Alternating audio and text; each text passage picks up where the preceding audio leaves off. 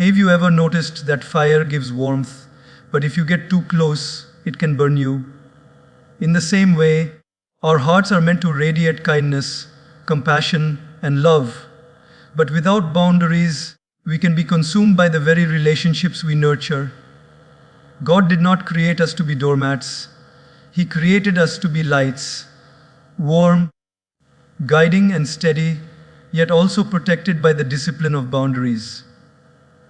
When you learn to balance warmth with wisdom, you not only protect your peace, but you also allow others to respect the value of your presence. Kindness is a beautiful quality, but when it flows without direction or balance, it can silently drain the soul. Imagine a river.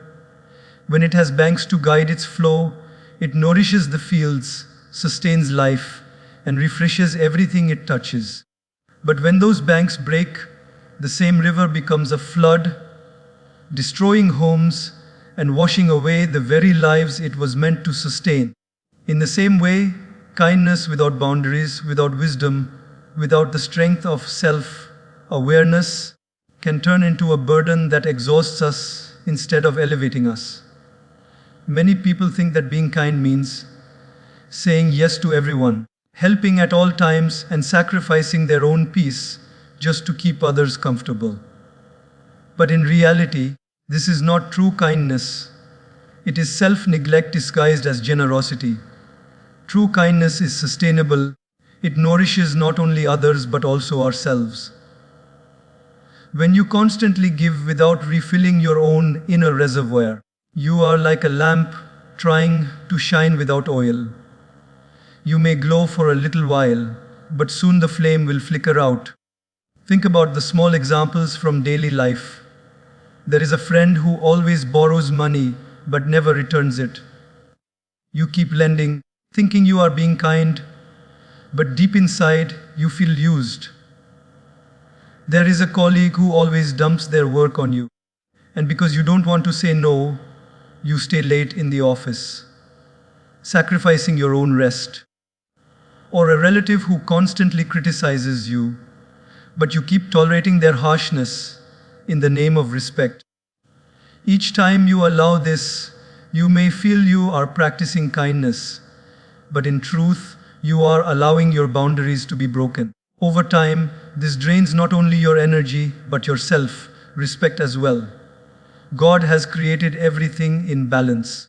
The sun gives us light and warmth, but it does not shine for 24 hours. It rests in the night, allowing the moon to take over. The earth produces fruits and crops, but only in their season, not endlessly, without pause. Even the ocean, vast and limitless, respects its boundaries. It does not cross into the land unless disturbed unnaturally. If nature itself follows boundaries to preserve balance, why do we think our kindness should be limitless, without rest, without self-care? Some people fear that setting boundaries will make them appear selfish or cold. But let us reflect deeply. Is it selfish to preserve the peace God gave you? Is it cold to protect your mental and emotional health? On the contrary, when you guard your inner world with boundaries, you make your kindness more meaningful. You give not because you are forced or drained, but because you are overflowing with genuine warmth. That is the kind of kindness that uplifts, that inspires, that truly helps others without silently harming yourself. We often hear stories of people who burn out, who become bitter after years of giving too much. Their kindness, instead of remaining a blessing, becomes a source of regret. They say things like, "I did everything for them, and they never appreciated me." But appreciation is not the real problem. The real problem is that they gave without balance, without boundaries, without learning when to say, "This much I can do with love, but beyond this, it will harm my peace." True kindness must flow like a river with banks. It must be directed, intentional, and preserved with care. Let us also remember that God did not create us to be exhausted givers. He created us to be conscious instruments of love. When we align our kindness with wisdom, our relationships become healthier. People start respecting us more because they know we are not available for exploitation. Our kindness becomes a choice, not a compulsion, and that choice carries a fragrance of sincerity that is far more powerful than forced generosity. Take a moment and reflect on your own life. Where are you giving too much? Where are you saying yes when your heart wants to say no? Where are you allowing people to cross limits that leave you feeling heavy and resentful? These are the places where you need to rebuild your banks to restore the flow of your river. Because only when you protect your own peace can you share it with the world. So let your kindness be like the warmth of the sun, shining with love, but also balanced with rest. Let it be like the flow of the river, nourishing but guided by strong banks. And let it be like the beating of your heart, steady, rhythmic, and sustainable.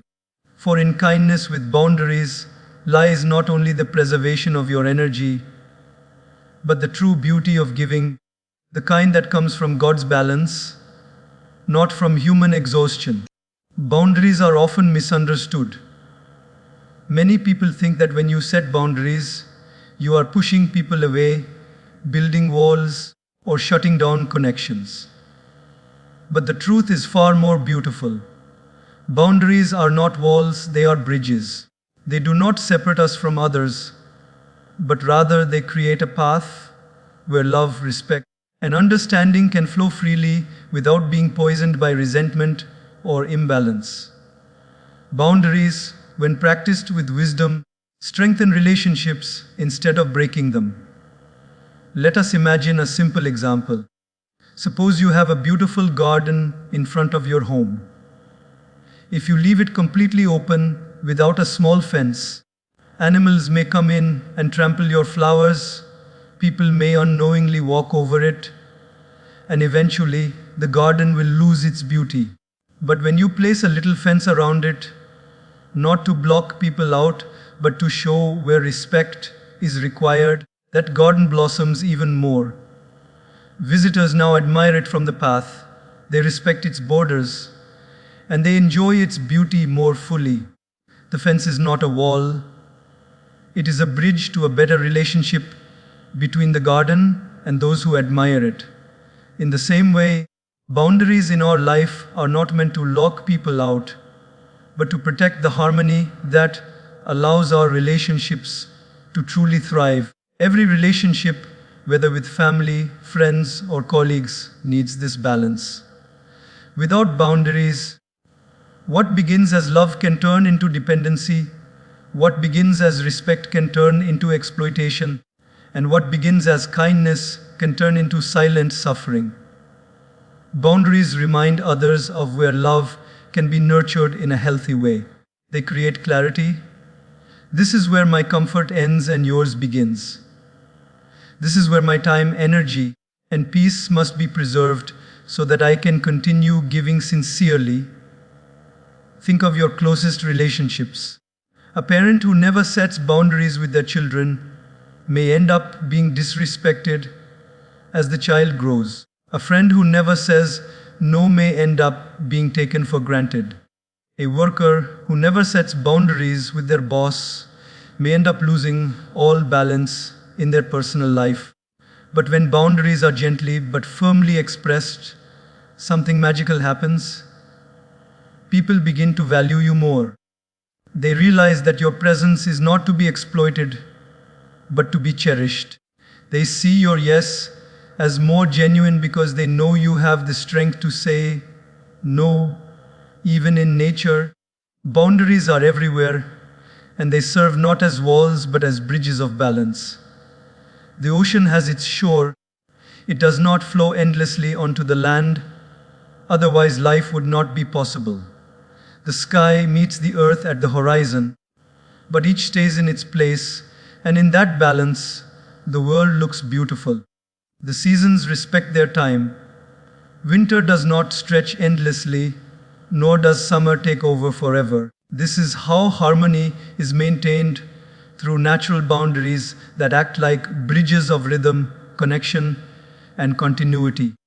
In human life, too, boundaries are not about distance, they are about clarity. When you tell a loved one, I need some time to rest, you are not rejecting them, you are preserving your energy so you can meet them with fresh warmth. When you tell a friend, I cannot always solve your problems, but I will stand by your side as you solve them, you are not abandoning them. You are empowering them to grow stronger. When you tell yourself, I will not let toxic words enter my heart, you are not shutting people out. You are protecting your inner temple where peace resides. These are bridges that connect you to others in healthier, purer, and more sustainable ways. Many of us fear setting boundaries because we think people will stop loving us if we do. But love that disappears when you express your needs was never true love to begin with. Real love respects boundaries. Real respect honors limits.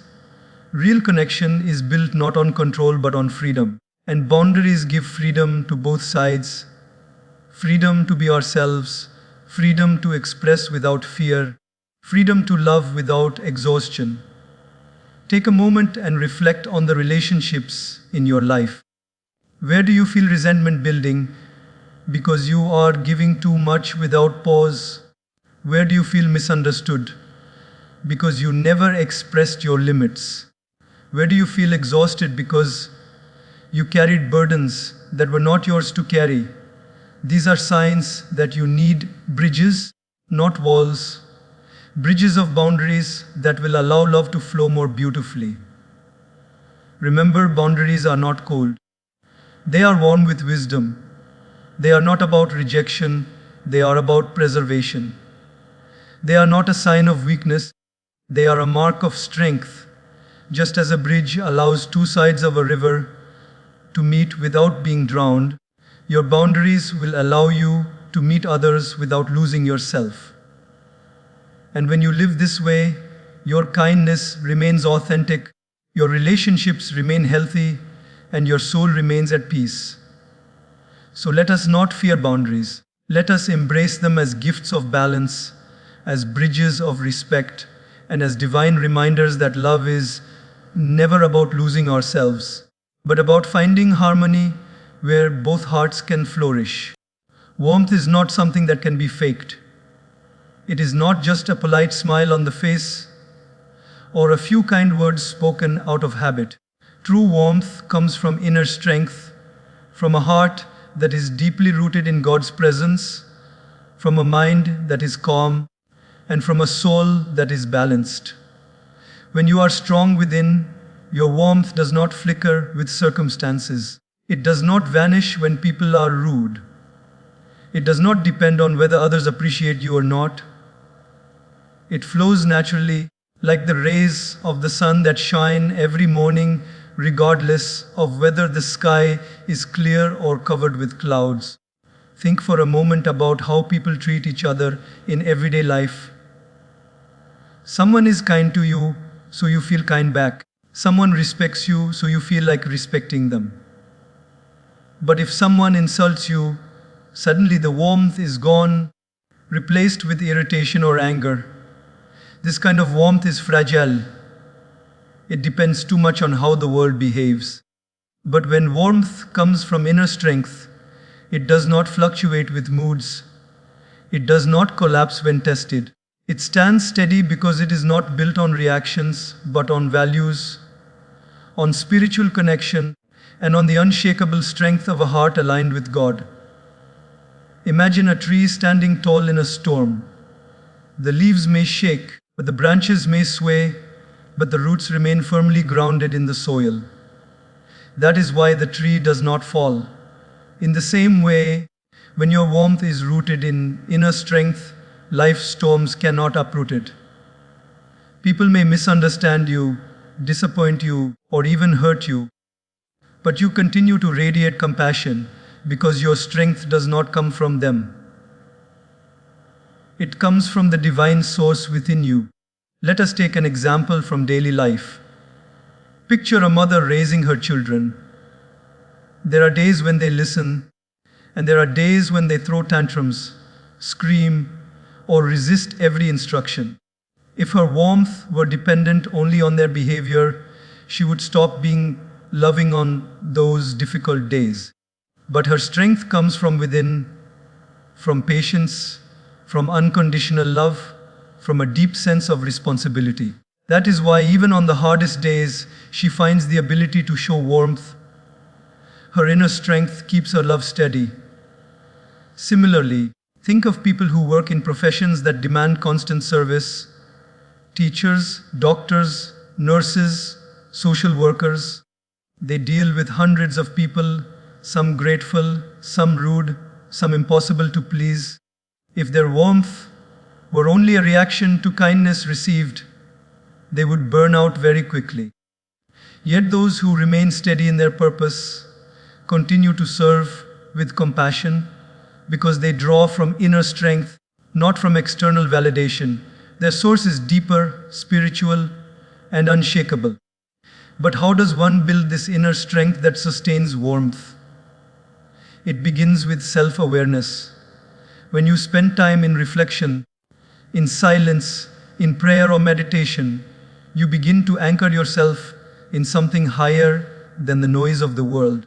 You remind yourself, my peace is not dependent on people's moods.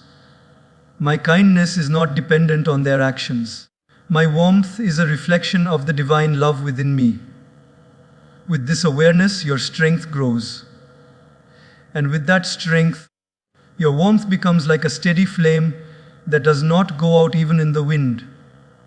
We often underestimate how powerful warmth truly is. A kind word can heal a broken heart.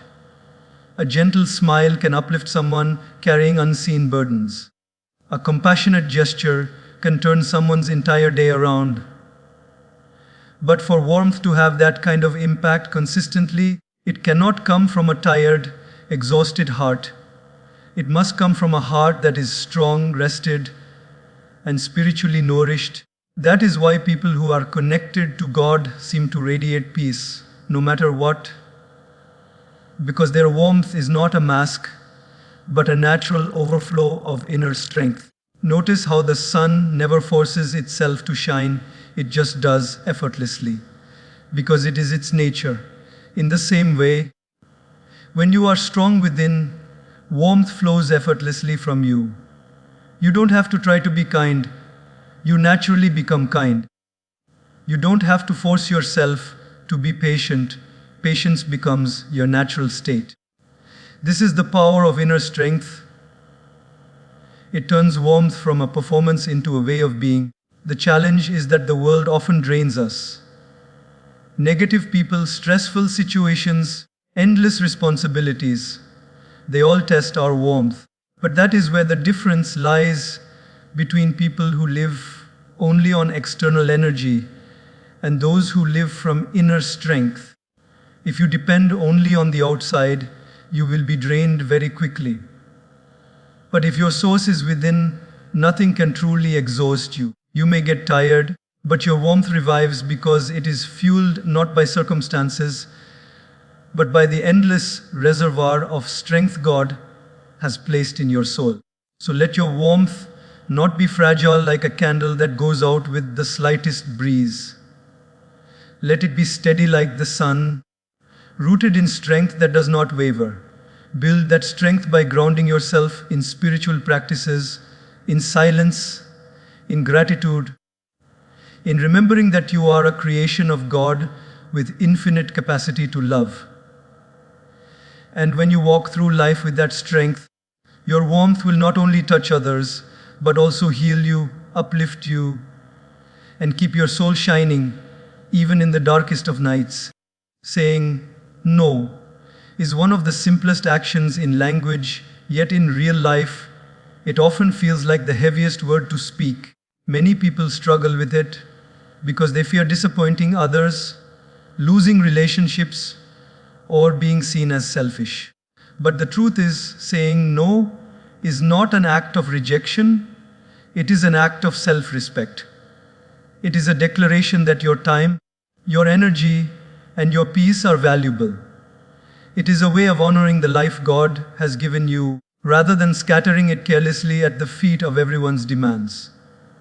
Think about how often we say yes when deep inside we want to say no. A friend asks for help when you are already exhausted and you force yourself to agree. A colleague pushes extra work onto your plate, and though you're overwhelmed, you still nod. A family member expects you to sacrifice your personal needs for theirs, and you silently comply. In the moment, it feels easier to say yes than to risk upsetting them. But what happens afterward? You feel drained, resentful, and sometimes even angry, not just at them, but at yourself. Every forced yes steals a little piece of your inner peace, until one day you find yourself living more for others than for your own growth and purpose. Now reflect on nature. The night sky never apologizes for saying no to the sun when it's time for darkness. The tree never apologizes for shedding its leaves when winter arrives. The ocean never apologizes for staying within its shorelines. Each part of creation honors its natural limits, and in doing so, it maintains balance. In the same way, when you say no, where it is necessary, you are not being cruel. You are simply maintaining the balance of your life. Daily life gives us countless examples where a firm no protects us. Imagine someone constantly borrowing your belongings but never returning them. If you keep saying yes out of politeness, the pattern never changes and resentment grows. But the moment you say no with clarity, you are not insulting them. You are teaching them respect. Or consider a workplace situation where a colleague always hands you tasks because they know you won't refuse. Each time you say yes, your stress increases, your efficiency drops, and your peace suffers.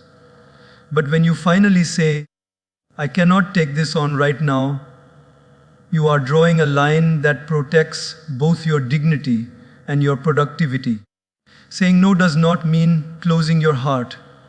It means choosing when and how to open it in ways that do not harm you. True kindness is not in pleasing everyone, it is in giving authentically. When you say no to negativity, to exploitation, to unnecessary pressure, you are actually saying yes. Yes to your health, yes to your growth, yes to your inner connection with God. You are saying yes to the space that allows you to reflect, to serve meaningfully, and to share love without feeling burdened.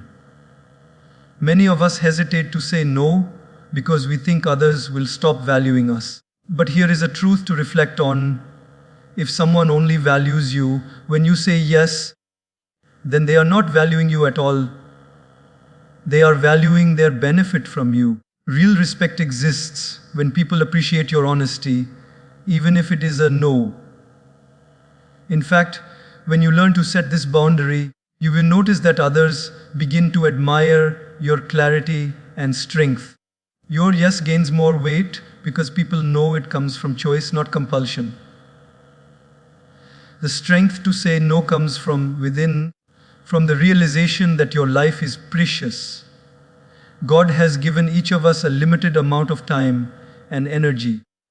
If we spend it all on things that drain us, we lose the chance to invest in what truly matters. When you honor your boundaries, you are honoring the gift of life itself. Just as you lock your home to protect your possessions, you must also guard your heart, your time, and your energy with the same seriousness. It is also important to remember that saying no can be an act of love. A parent who says no to a child asking for something harmful is protecting that child.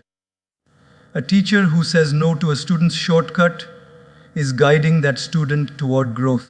A friend who says no to unhealthy behavior is helping their companion grow stronger. In all these cases, the word no is not rejection, it is redirection. It is love expressed through strength. So, let your no be firm but gentle, strong but compassionate. Say it without guilt, because guilt only arises when we confuse self respect with selfishness. There is a huge difference between the two. Selfishness is caring only for yourself at the cost of others. Self respect is caring for yourself so that you can continue to be of genuine help to others. When your boundaries are intact, your service becomes more powerful, your love more genuine, your kindness more sustainable.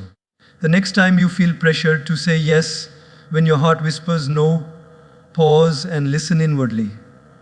Ask yourself, am I doing this out of love or out of fear? Am I honoring my values or betraying myself? And then remember, every time you say no to what drains you, you are saying yes to your inner peace, your spiritual balance, and your connection with God. That is not selfishness, that is wisdom.